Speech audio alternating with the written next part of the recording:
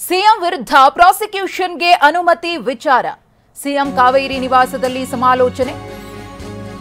ಮುಡಾ ಹಗರಣಕ್ಕೆ ಸಂಬಂಧಪಟ್ಟಂತೆ ಸಿಎಂ ಸಿದ್ದರಾಮಯ್ಯನವರ ವಿರುದ್ಧ ರಾಜ್ಯಪಾಲರು ಪ್ರಾಸಿಕ್ಯೂಷನ್ಗೆ ಅನುಮತಿಯನ್ನ ಕೊಟ್ಟಿರುವ ವಿಚಾರ. ಸಿಎಂ ಅವರ ಕಾವೇರಿ ನಿವಾಸದಲ್ಲಿ ಸಮಾಲೋಚನೆ. ಕೆಲ ಆಪ್ತ ಸಚಿವರು ವಕೀಲರ ಜೊತೆಗೆ ಸಮಾಲೋಚನೆ. ಆಪ್ತ ಸಚಿವರು ವಕೀಲರ ಸಲಹೆಯನ್ನ ಪಡೆದಿದ್ದಾರೆ ಸಿಎಂ ಸಿದ್ದರಾಮಯ್ಯನವರು. ಕಾನೂನು ಸಲಹೆಗಾರ ಪೊನ್ನಣ್ಣ ನೇತೃತ್ವದಲ್ಲಿ ನಡೆದ ಸಮಾಲೋಚನೆ. ಹೈಕೋರ್ಟ್ ಮೆಟ್ಟಿಲೇರುವ ಬಗ್ಗೆ ಅಂತಿಮ ತೀರ್ಮಾನ. ರಾಜ್ಯಪಾಲರು ಪ್ರಾಸಿಕ್ಯೂಷನ್ಗೆ ಅನುಮತಿಯನ್ನ ಕೊಟ್ಟಿರುವಂತಹ ವಿಚಾರಕ್ಕೆ ಸಂಬಂಧಪಟ್ಟಂತೆ ಮುಂದಿನ ಹೋರಾಟ ತಮ್ಮ ಕಡೆಯಿಂದ ಹೇಗಿರಬೇಕು ಅನ್ನೋದ್ರ ಬಗ್ಗೆ ಸಿಎಂ ಸಿದ್ದರಾಮಯ್ಯನವರು ತಮ್ಮ ಕಾನೂನು ಸಲಹೆಗಾರ ಪೊನ್ನಣ್ಣ ಅವರ ನೇತೃತ್ವದಲ್ಲಿ ಸಭೆಯನ್ನು ನಡೆಸಿದ್ದಾರೆ. ಯಾವ ನಿರ್ಧಾರವನ್ನು ತೆಗೆದುಕೊಂಡ್ರೆ ಏನಾಗುತ್ತೆ ಅನ್ನೋದ್ರ ಬಗ್ಗೆ ಚರ್ಚೆ ನಡೆದಿದೆ. ಹೈಕೋರ್ಟ್ ಮೆಟ್ಟಿಲೇರುವುದಕ್ಕೆ ಸಿಎಂ ಸಿದ್ದರಾಮಯ್ಯನವರು ಅಂತಿಮವಾಗಿ ಚರ್ಚೆಯ ನಂತರ ತೀರ್ಮಾನಿಸಿದ್ದಾರೆ ಅನ್ನೋ ಮಾಹಿತಿ ಲಭ್ಯವಾಗಿದೆ. ಈ ಒಂದು ಸಭೆಯಲ್ಲಿ ಸಿಎಂ ಅವರ ಕೆಲ ಆಪ್ತ ಸಚಿವರು ಭಾಗಿಯಾಗಿದ್ರು. ಅವರಿಂದಲೂ ಕೂಡ ಒಂದಷ್ಟು ಸಲಹೆಯನ್ನು ಪಡೆದುಕೊಂಡಿದ್ದಾರೆ. ಹೈಕೋರ್ಟ್ಗೆ ಅರ್ಜಿಯನ್ನ ಸಲ್ಲಿಕೆ ಮಾಡೋದು, ರಾಜ್ಯಪಾಲರ ಪ್ರಾಸಿಕ್ಯೂಷನ್ ಅನುಮತಿ ಏನಿದೆಯೋ ಅದನ್ನು ರದ್ದುಪಡಿಸಬೇಕು ಅಂತ ಹೇಳಿ, ಒಂದು ವೇಳೆ ಹೈಕೋರ್ಟ್ನಲ್ಲಿ ಅರ್ಜಿ ವಜಾ ಆದರೆ ನೆಕ್ಸ್ಟ್ ಯಾವ ರೀತಿಯ ಹೆಜ್ಜೆಯನ್ನು ಇರಿಸಬೇಕು ಅನ್ನೋದ್ರ ಬಗ್ಗೆಯೂ ಕೂಡ ತಮ್ಮ ಕಾನೂನು ಸಲಹೆಗಾರ ಪೊನ್ನಣ್ಣ ಅವರ ಜೊತೆಗೆ ಸಿಎಂ ಸಿದ್ದರಾಮಯ್ಯನವರು ಚರ್ಚೆಯನ್ನು ಮಾಡಿದ್ದಾರೆ. ಕಾನೂನಾತ್ಮಕವಾಗಿ ಮತ್ತು ರಾಜಕೀಯವಾಗಿ ನಾವು ಹೋರಾಟವನ್ನು ಮಾಡ್ತೀವಿ ಅಂತ ಸಿದ್ದರಾಮಯ್ಯನವರು ಹೇಳಿದ್ದಾರೆ. ಅವರ ಮಾತನ್ನ ಉಳಿದಂತಹ ಸಚಿವರು ಕೂಡ ಪುನರುಚ್ಚರಿಸಿದ್ದಾರೆ. ರಾಜೀನಾಮೆಯನ್ನ ಕೊಡುವಂತಹ ಪ್ರಶ್ನೆಯೇ ಇಲ್ಲ ಅಂತ ಖಡಾಖಂಡಿತವಾಗಿ ಸಿಎಂ ಸಿದ್ದರಾಮಯ್ಯನವರು ಹೇಳಿದ್ದಾರೆ. ನಾನು ಯಾಕೆ ರಾಜೀನಾಮೆಯನ್ನ ಕೊಡಲಿ, ಹೋರಾಟವನ್ನ ಮಾಡ್ತೀನಿ, ಏನೇ ಬಂದರೂ ಅದನ್ನ ಕಾನೂನಾತ್ಮಕವಾಗಿ ಎದುರಿಸ್ತೀನಿ ಎಂದಿದ್ದಾರೆ. ಸಿಎಂ ಸಿದ್ದರಾಮಯ್ಯ ವಿರುದ್ಧ ಪ್ರಾಸಿಕ್ಯೂಷನ್ಗೆ ಅನುಮತಿ. ನಾಳೆಯಿಂದ ಸಿದ್ದರಾಮಯ್ಯ ಪರ ಕಾನೂನು ಸಮರ. ಪ್ರಾಸಿಕ್ಯೂಷನ್ಗೆ ನೀಡಿರುವಂತಹ ಅನುಮತಿ ವಿರುದ್ಧ ಕೋರ್ಟ್ ಮೊರೆ. ರಾಜ್ಯಪಾಲರು ನೀಡಿರುವ ಪ್ರಾಸಿಕ್ಯೂಷನ್ ಕಾನೂನು ಬಾಹಿರ.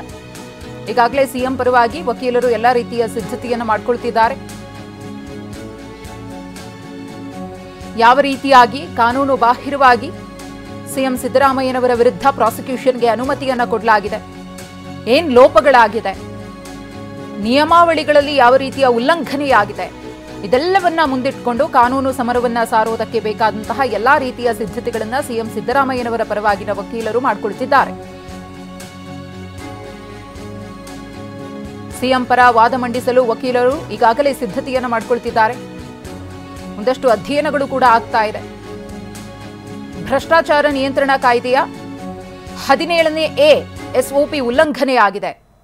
ಈ ಒಂದು ಅಂಶವನ್ನ ಇಟ್ಕೊಂಡೆ ಹಾಗೇನೆ ಈ ಒಂದು ಪ್ರಾಸಿಕ್ಯೂಷನ್ಗೆ ರಾಜ್ಯಪಾಲರು ಅನುಮತಿಯನ್ನ ಕೊಟ್ಟಿದ್ದಾರಲ್ಲ, ಯಾವ್ಯಾವ ಸೆಕ್ಷನ್ಗಳನ್ನ ಉಲ್ಲೇಖ ಮಾಡಲಾಗಿದೆ, ಉಲ್ಲೇಖ ಮಾಡಿರುವಂತಹ ಸೆಕ್ಷನ್ಗಳ ಪೈಕಿ ಈ ಒಂದು ಪ್ರಕರಣದಲ್ಲಿ ಯಾವ ಸೆಕ್ಷನ್ ಅನ್ವಯ ಆಗುತ್ತೆ, ಯಾವುದು ಅನ್ವಯ ಆಗಲ್ಲ, ಇದೆಲ್ಲದರ ಬಗ್ಗೆಯೂ ಕೂಡ ಚರ್ಚೆ ನಡೆದು ವಕೀಲರು ಸಿದ್ಧತೆಯನ್ನ ಮಾಡಿಕೊಳ್ತಿದ್ದಾರೆ. ಈ ಕುರಿತು ಮತ್ತಷ್ಟು ಮಾಹಿತಿಯನ್ನ ಕೊಡೋದಕ್ಕೆ ನಮ್ಮ ಪ್ರತಿನಿಧಿ ಪ್ರಸನ್ನ ಇದೀಗ ನೇರ ಸಂಪರ್ಕದಲ್ಲಿದ್ದಾರೆ. ಪ್ರಸನ್ನ, ಕಾನೂನು ಸಲಹೆಗಾರರು ಮತ್ತು ತಮ್ಮ ಆಪ್ತ ಸಚಿವರ ಜೊತೆಗೆ ಸಿಎಂ ಸಿದ್ದರಾಮಯ್ಯನವರು ಚರ್ಚೆಯನ್ನ ಮಾಡಿ ಅಂತಿಮವಾಗಿ ಹೈಕೋರ್ಟ್ ಮೊರೆ ಹೋಗೋದಕ್ಕೆ ನಿರ್ಧರಿಸಿದ್ದಾರೆ. ಈ ಒಂದು ಸಭೆಯಲ್ಲಿ ಏನೆಲ್ಲ ಚರ್ಚೆಗಳು ಆಯಿತು, ಜೊತೆಗೆ ಈ ಒಂದು ಪ್ರಕರಣದಲ್ಲಿ ಯಾವ ರೀತಿಯಾಗಿ ಕಾನೂನು ಹೋರಾಟವನ್ನ ಮಾಡೋದಕ್ಕೆ ಸಿಎಂ ಅವರ ಮುಂದೆ ಅವಕಾಶಗಳು ಇದೆ ಅಂತ?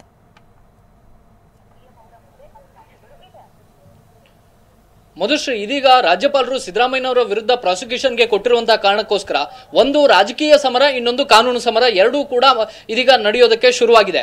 ಕಾನೂನು ಸಮರದ ವಿಚಾರದಲ್ಲಿ ನೇರವಾಗಿ ಮುಖ್ಯಮಂತ್ರಿ ಸಿದ್ದರಾಮಯ್ಯನವರ ವೈಯಕ್ತಿಕವಾದಂತಹ ಪ್ರಾಸಿಕ್ಯೂಷನ್ಗೆ ಕೊಟ್ಟಿರೋ ಕಾರಣಕ್ಕೋಸ್ಕರ ಇದೀಗ ಇಡೀ ಸಚಿವ ಸಂಪುಟವೇ ಅವರ ಬೆನ್ನಿಗೆ ನಿಂತಿದೆ. ನಾಳೆಯಿಂದ ಕಾನೂನು ಸಮರವೂ ಕೂಡ ಶುರುವಾಗುತ್ತೆ.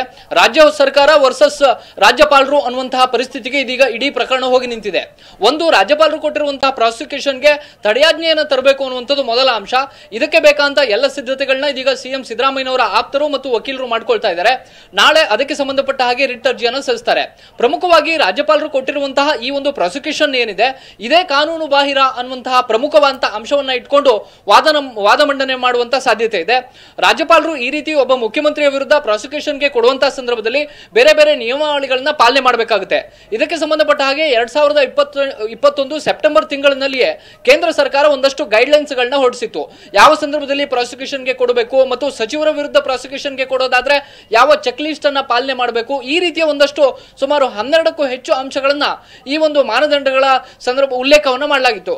ಆ ಮಾನದಂಡಗಳ ಉಲ್ಲಂಘನೆ ಆಗಿದೆ ಅನ್ನುವಂಥದ್ದು ಇದೀಗ ಸಿಎಂ ಸಿದ್ದರಾಮಯ್ಯನವರ ಪರ ವಕೀಲರ ವಾದ, ಜೊತೆಗೆ ಸಚಿವ ಸಂಪುಟದ ಉಳಿದಂತಹ ಎಲ್ಲ ಕ್ಯಾಬಿನೆಟ್ ಮಿನಿಸ್ಟರ್ಗಳು ಕೂಡ ಹೇಳ್ತಾ ಇರುವಂತದ್ದು ಅದೇ ಅಂಶ.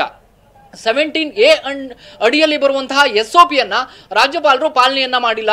ಈ ಕಾರಣಕ್ಕೋಸ್ಕರ ಕೊಟ್ಟಿರುವಂತಹ ಪ್ರಾಸಿಕ್ಯೂಷನ್ ಕಾನೂನು ಬಾಹಿರ ಅನ್ನುವಂತಹ ಅಂಶವನ್ನ ಮುಂದಿಟ್ಕೊಂಡು ವಾದ ಮಂಡನೆಯನ್ನ ಮಾಡ್ತಾರೆ. ಮತ್ತು ಒಬ್ಬ ಮುಖ್ಯಮಂತ್ರಿಯ ವಿರುದ್ಧ ಈ ರೀತಿ ಪ್ರಾಸಿಕ್ಯೂಷನ್ ಕೊಡುವಂತಹ ಸಂದರ್ಭದಲ್ಲಿ ಯಾವುದಾದ್ರೂ ಒಂದು ತನಿಖಾ ವರದಿ ಇರಬೇಕಿತ್ತು. ಆದ್ರೆ ಯಾವುದೇ ರೀತಿಯ ತನಿಖಾ ವರದಿಗಳಿಲ್ಲ. ಮುಖ್ಯಮಂತ್ರಿಗಳ ವಿರುದ್ಧ ಎಲ್ಲಿಯೂ ಕೂಡ FIR ದಾಖಲಾಗಿಲ್ಲ. ಇದಕ್ಕೆ ಸಂಬಂಧಪಟ್ಟಂತೆ ಕೇವಲ ಖಾಸಗಿ ದೂರು ನೇರವಾಗಿ ರಾಜ್ಯಪಾಲರಿಗೆ ಹೋಗಿದೆ. ಅದನ್ನ ಹೊರತುಪಡಿಸಿದಂತೆ ಲೋಕಾಯುಕ್ತದಲ್ಲಿ ದೂರು ದಾಖಲಾದರೂ ಕೂಡ ಅದು ದೂರಿನ ಹಂತದಲ್ಲಿಯೇ ಇದೆ ಹೊರತು ಅದಕ್ಕೆ ಸಂಬಂಧಪಟ್ಟ ಹಾಗೆ ವಿಚಾರಣೆಯಾಗಲಿ ತನಿಖೆಯಾಗಲಿ ಯಾವುದೇ ಕೂಡ ಪ್ರಗತಿಯಲ್ಲಿ ಅಲ್ಲ. ಹೀಗಾಗಿ ಪ್ರಾಸಿಕ್ಯೂಷನ್ಗೆ ಕೊಡುವಂತಹ ಸಂದರ್ಭದಲ್ಲಿ ಒಂದು ತನಿಖಾ ವರದಿಯನ್ನ ಇಟ್ಕೊಂಡು ಪ್ರಾಸಿಕ್ಯೂಷನ್ಗೆ ಕೊಡಬೇಕಿತ್ತು. ಹಿಂದೆ 2011ರಲ್ಲಿ ಯಡಿಯೂರಪ್ಪನವರ ಪ್ರಕರಣ ಬಂದಾಗ ಯಡಿಯೂರಪ್ಪನವರ ವಿರುದ್ಧ ಲೋಕಾಯುಕ್ತ ಒಂದು ಚಾರ್ಜ್ ಶೀಟ್ ಅನ್ನು ಸಲ್ಲಿಕೆ ಮಾಡಿತ್ತು. ಹೀಗಾಗಿ ಪ್ರಾಸಿಕ್ಯೂಷನ್ಗೆ ಕೊಡೋದಕ್ಕೆ ಬೇಕಾ ಅಂತ ಎಲ್ಲ ಅಂಶಗಳು ಕೂಡ ಅಲ್ಲಿ ಫುಲ್ಫಿಲ್ ಆಗಿತ್ತು.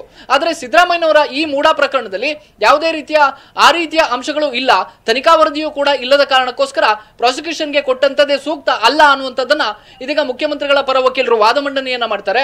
ವಾದ ಮಂಡನೆಗೆ ಅತ್ಯಂತ ಪ್ರಬಲವಾದಂತಹ ಅಂಶಗಳನ್ನೇ ಉಲ್ಲೇಖ ಮಾಡಬೇಕು ಅನ್ನುವಂತ ಕಾರಣಕ್ಕೋಸ್ಕರ ಸುಪ್ರೀಂ ಕೋರ್ಟ್ ವಕೀಲರ ಮೊರೆ ಹೋಗಲಾಗಿದೆ.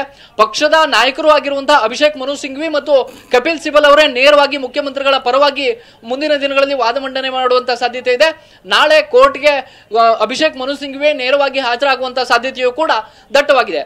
ಈ ಮೂಲಕ ರಾಜ್ಯಪಾಲರು ಕೊಟ್ಟಿರುವಂತಹ ಪ್ರಾಸಿಕ್ಯೂಷನ್ಗೆ ತಡೆ ತರಬೇಕು ಅನ್ನುವಂತ ನಿಟ್ಟಿನಲ್ಲಿ ಎಲ್ಲ ಪ್ರಯತ್ನಗಳು ನಿರಂತರವಾಗಿ ಆಗ್ತಾ ಇದಾವೆ. ಮಧುಶ್ರೀ, ಧನ್ಯವಾದ ಪ್ರಸನ್ನ ತಮ್ಮ ಮಾಹಿತಿಗಾಗಿ.